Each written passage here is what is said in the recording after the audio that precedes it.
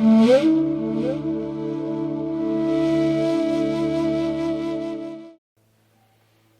श्री राम।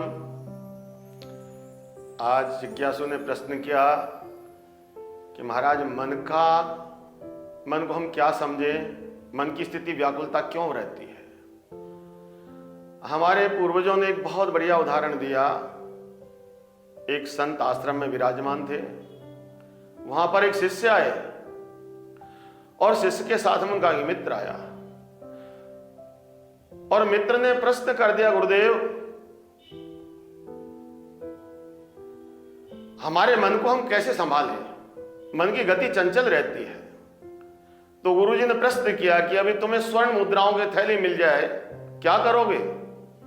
तो शराफत समझाने के लिए बताने लगा, गुरुदेव यदि स्वर्ण मुद्राओं की थैली मिल जाएगी, मेरा उत्तरदायित्व यह है मैं पता लगाऊंगा किसकी है, और नहीं पता लगने पर राजकोष में जमा करवा दूंगा। बोलिए तुम मूर्ख हो। तो मित्र ने कहा, महाराज मेरे मित्र ने बहुत अच्छी बात करी है, लेकिन आपने इनको जो भी कहा गुरु की आज्ञा बोल सकते नहीं है।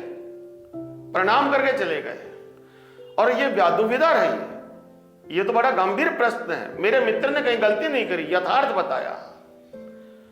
पुनः वो एक बार आ गए, गुरु को प्रणाम किया, महाराज ये मित्र है। वही प्रश्न दोहरा दिया, स्वर्ण मुद्राओं की थैली मार्ग में मिल जाएगी तो क्या करोगे, राजकोष में जमा कराओगे। बोले मैं महाराज मूर्ख नहीं हूं। क्या हो फिर। अरे बोले स्वर्ण मुद्राओं की थैली मिल जाएगी तो जीवन में अनंत सुखों की प्राप्ति होगी, मैं सुख भोगूंगा उसका। तो गुरु ने कहा कि बेईमान भी है, वो मूर्ख है, ये बेईमान है। कारण क्या है, न ये ठीक है भोगने वाला, न वो ठीक है। समय फिर चलता रहा। कुछ कालांतर में फिर एक मित्र को लेके आया। महाराज इस मित्र का भी यही प्रश्न है कि स्वर्ण मुद्राओं की थैली मिल जाए तो क्या करे।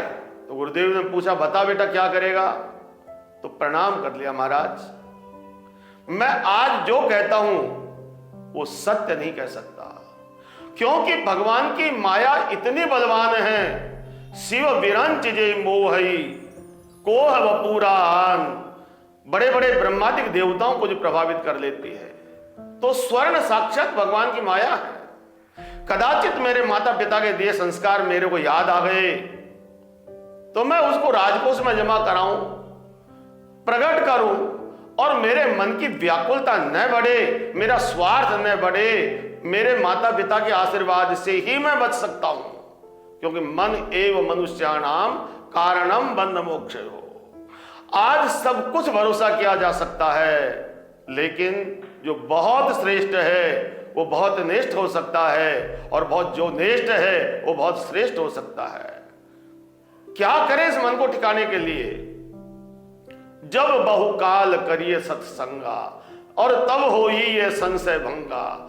जब कालांतर निरंतर अपने मन को सत्संग में लगाए रखेंगे, सदपुरुषों के साथ बैठ सकेंगे, श्रेष्ठ आचरण करते करते भी मन का भरोसा नहीं है। इसलिए मन लोभी मन लालची, मन चंचल मन चोर, मन के मते मत चालिए पलक पलक में। और क्या करें महाराज, मन ही तो बंधन है और मन ही मोक्ष है। मन को उल्टा कर दो, नम बन जाएगा। जीवन में झुक के चलना सीखो, जीवन में प्रणाम करके चलना सीख लो, जीवन में छोटे बनना सीख लो, मन इतना पीड़ित नहीं करेगा। पर मन के अनुसार जीवन चलाएंगे महाराज, क्या करे, तो मन को सुमन बना दो। सुमन यानी पवित्र, मन पवित्र बनेगा।